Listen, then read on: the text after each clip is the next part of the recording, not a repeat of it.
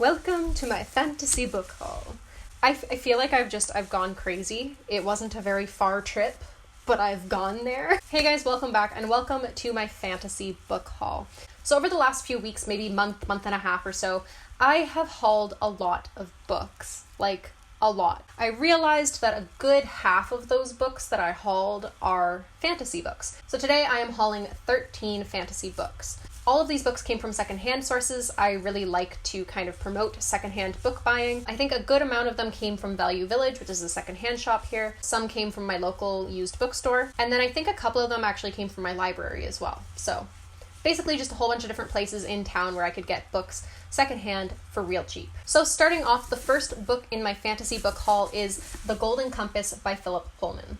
This follows the story of a young girl. I think she's about 12 years old and her name is Lyra, and basically her uncle has been imprisoned and her best friend Roger has gone missing. So she ends up going on a journey into the north to try and find them both.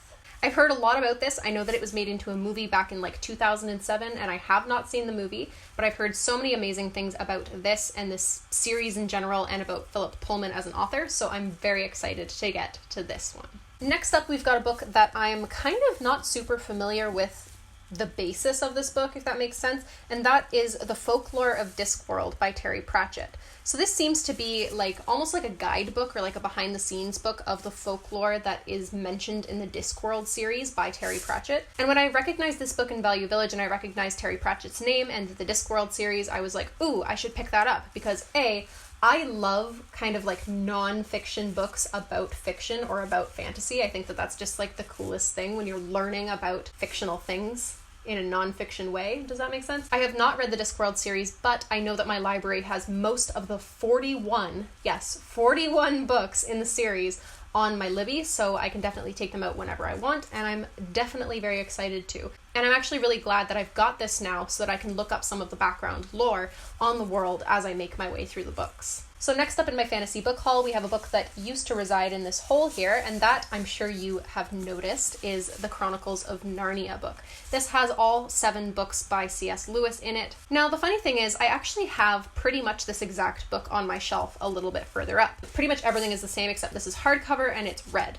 And to be honest, those are 2 of the 3 reasons why I picked this up. The third reason is that the one that I already have, the black softcover one, is actually my brother's, and I've just kind of stolen it for a while, and I'm pretty sure that pretty soon he's going to come and try and like take all of his books from his childhood and bring them to his new place.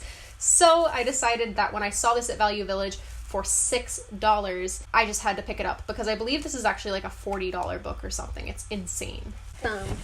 So the next 3 books I have heard a lot about, and I'm not really even going to try and give a synopsis on these because I kind of want to go into them blind. I have a very vague idea of what they're about, and I'm sure that since they're so popular, you can find somebody on Booktube who could explain them a little bit better than I could. So yeah, I'm just going to mention them here, and they are books 1, 2, and 3 of Percy Jackson and the Olympians by Rick Riordan. And I've heard so many things about Rick Riordan and his different series, and I just want to give him a try. And so when I saw these all together at Value Village, I just snatched them up right away, and I said, you know what, if I like them, I've got the first 3, and if I don't like them, well then I'm going to donate them and somebody can find the first 3 all together like I was excited to.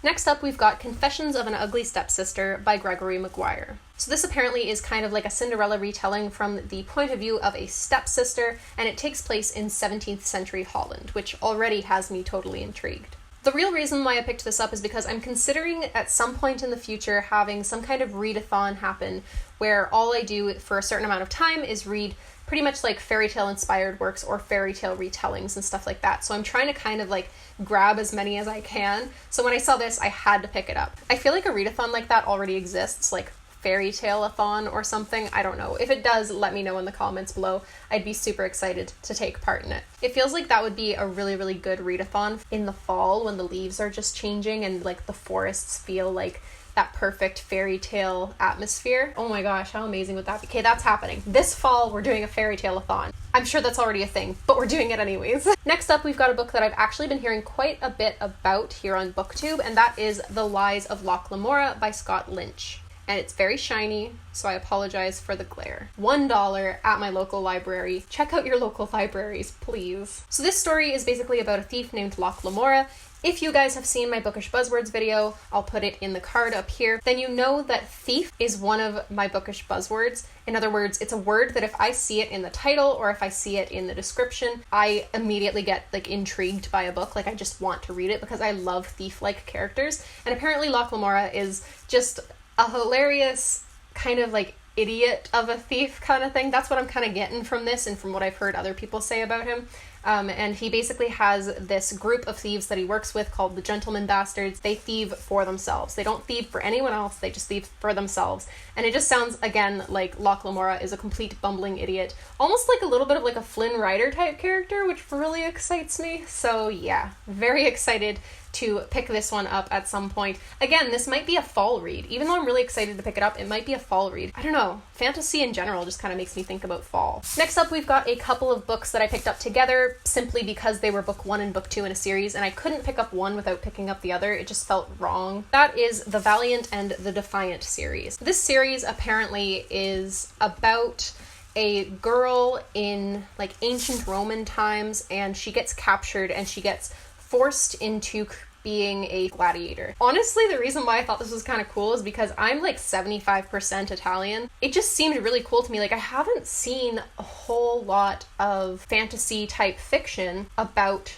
like ancient Roman times. Is that just me? It's probably just me. I probably just haven't seen anything because I live under a rock. But I was really excited by this to see that there was like a young, like a YA book about a young female character who is forced into being a gladiator. That just sounds super cool to me. So I really, really hope that I enjoy these, and I really hope that these, like, I feel a connection with them, you know, being super Italian myself. I guess we'll see. I'll have to let you guys know in the future. Also, the Valiant series books were by Leslie Livingston. I forgot to say that. So now we're into the last 3 books of my fantasy book haul. The first book is a book that has kind of taken Booktube by storm a little bit, and it's a book that I want to go into kind of blind, so I'm not going to talk about what the synopsis is because I don't want to look it up, and that is The Name of the Wind by Patrick Rothfuss. I've heard that this book is an absolute epic fantasy that has like a lot of heart in it. I think it's told in the first person as well, so I'm really excited to kind of get an epic fantasy told in first person because for some reason I feel like they're almost always in third person. Really excited to pick this up. I've heard so many good things about it. Now the last 2 books that I picked up are actually books that I have a little bit of an understanding of, and that's literally because they are written by my dad's favorite author, and that author is Terry Goodkind. So these are books 1 and 2 of the Sword of Truth series. We've got Wizard's First Rule, and then we've got Stone of Tears. My dad adores these books. He has like every book ever written by Terry Goodkind, and I'm pretty sure this series alone is up to like 14 books now. This is also the book series that my dad talked to my friend Sarah about, and now she loves it as well, and she's read the first 2 books. I think she's working on book 3 right now, and she's absolutely loving it. So anyways, the first book is Wizard's First Rule, and the second book is Stone of Tears. And you might be thinking, Nicole, why don't you just borrow these from your dad? He loves these books, obviously he has them, and that is true, but the first 2 books in the series I still needed to pick up on my own. As far as Wizard's First Rule goes, my brother borrowed it from my dad, and I'm pretty sure we're never gonna see it again. And then as far as the second one goes, my dad does have this book. He has it kind of like in this paperback. It's in really, really rough shape. Like he's reread it like 5 times now, and it's like falling apart. So I decided to pick this up for only $4 at Value Village, and then once I'm done with it, I'll probably just gift both of these books to my dad so that he's got books 1 and 2 in decent shape now. Getting on to what these books are about. I know a lot of the stuff that goes on here, and there's just too much in it to explain. Like, these are big books. But yeah, it's basically a good versus evil story where Richard is the chosen one, and Richard gets himself into a lot of trouble just because he is such a soft heart. Like he just wants to help everyone. So if you're interested in a story that is a big epic fantasy story with an amazingly sprawling world and a main character that has a nice soft heart, then definitely check out the Sword of Truth series. My dad swears by it. Anyways, guys, those are the 13 books that I picked up in my fantasy book haul. I hope you enjoyed this video. I hope me dressing in this old Halloween costume was worth it. Honestly, you probably couldn't even tell that this was an old Halloween costume because of all my hair. Thank you guys so much for watching. If you enjoyed this video, do not hesitate to like and subscribe for future videos. Also, drop a comment down below if you have anything to say about any of the books mentioned in this video. Thanks so much for watching, guys, and I hope to see you next time. Bye!